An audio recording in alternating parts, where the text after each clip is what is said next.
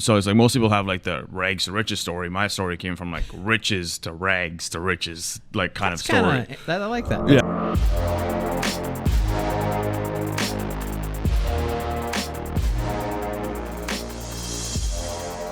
Where did all of this start? Where did all of it start? So my background actually comes from a very, very young age, growing up in a very entrepreneurial family. So I grew up in India till I was 11. Okay. My dad and my uncle had a company together, one of the top 3 travel companies in all of India that had offices all around the world. Wow. Yeah. At one point, my dad and uncle actually owned an airline in India, which got bought out.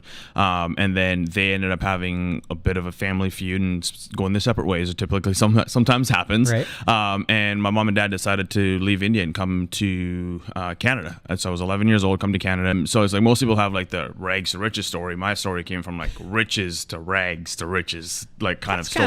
I like that. That's an interesting story. Yeah, because I grew up and like at the age of my mom tells me all the time, so the first time you were on a plane was 2 weeks old and you were flying business class.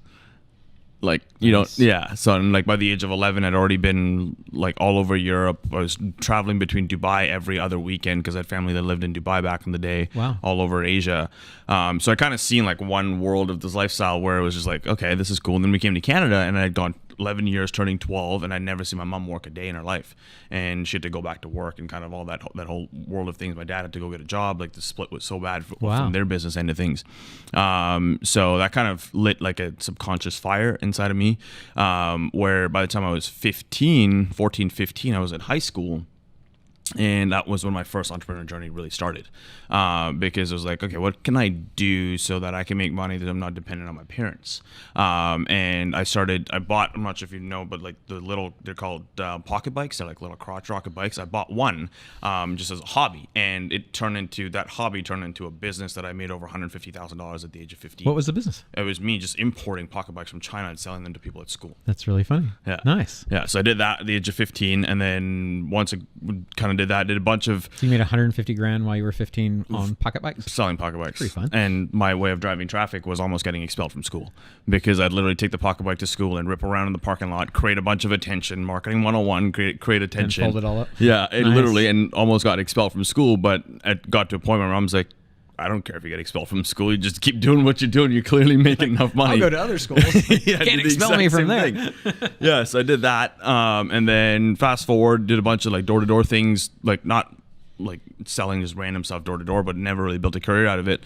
And then I went to school to be a commercial airline pilot, because obviously traveling the world when you're a young kid, like one of the things that I've always wanted to do was travel more and get paid to do it. Nice. And 3/4 of the way through, I decided to drop out because I got offered a job in the middle of nowhere, Canada, freezing cold, and the cold and me don't get along together. Mm-hmm. And I kind of got into realizing, okay, like I wanted to travel the world, I wanted to have my own lifestyle, but I knew sales and like what I'd done from like that initial entrepreneur journey was actually crazy. So I was like, what can I do next? And I went on Google. This is before like SEO was anything crazy as what it was today. And I came across an article and it was like the top 3 things that you could do to make more money. And the first one was drug dealing, never going to happen. Right. Being a hooker, never going to happen. Right. The third one was sales. I'm like, I wish I could find that Don't article. Give up on that second one. Yeah.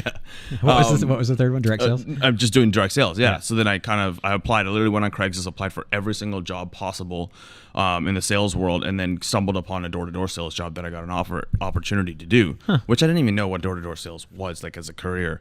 Ended up building 2 massive organizations by the age of 20 in sales, and then from there did in-home high-ticket sales because I got poached and did in-home high-ticket sales. And at the time I was doing that, I was selling like $6,000 to $13,000 packages in-home across a table to a family on a software for their children within 90 minutes. Okay. So like direct sales became my like go-to. Okay. But I kind of got bored because it was one of those situations where I was like, okay, how do I got bored of selling because I mastered the art of one-to-one selling, but I'm like, what's next? And that's when I started to search and like kind of figure out, okay, online marketing and digital marketing was starting to come up, and I came across like some of the initial stuff in the digital marketer world, and got into that, did affiliate marketing. I knew I liked doing traffic. I got really good at doing traffic, and that's when I kind of eventually, fast forward this whole story, got into building the agency by myself in 2014 is when I started to run traffic by myself, and then eventually partnered with Matt.